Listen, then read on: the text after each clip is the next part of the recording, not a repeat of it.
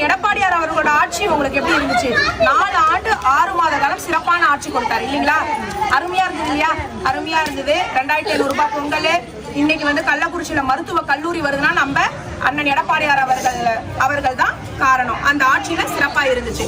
இப்போ வருகின்ற 2026ல நீங்க அண்ணன் அவர்களை முதலமைச்சர் ஆக்கணும் அப்படின்றதுக்காகத்தான் நாங்க இந்த திண்ணை பிரச்சாரத்தை மேற்கொண்டுட்டு இருக்கிறோம்.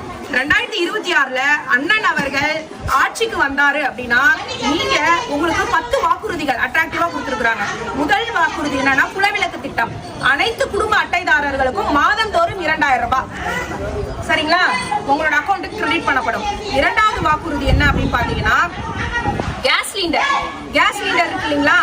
ஆண்டிற்கு 3 சிலிண்டர். இன்னைக்கு சிலிண்டர் விலைவாசி எல்லாம் ஏறி இருக்கு இல்லையா? 3 சிலிண்டர் வந்து விலையில்லா சிலிண்டர் உங்களுக்கு ஆண்டிற்கு 3 விலையில்லா சிலிண்டர் வந்து வழங்கப்படும். இது இரண்டாவது.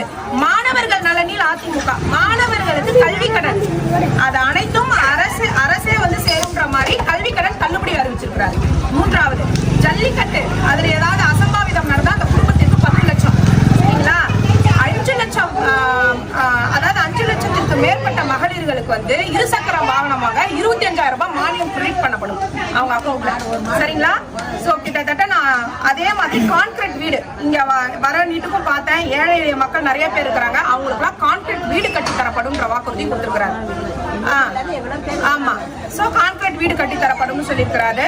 அதே நேரத்துல இப்ப முதியோர்கள் பத்தி சொல்றேன். முதியோர்களுக்காக இன்று ஒரு அறிவிப்பை வந்து வெளியிட்டிருக்கிறாரு. அதாவது முன்னாடி 1000 ரூபாய் கொடுத்துட்டு இருந்தாங்க.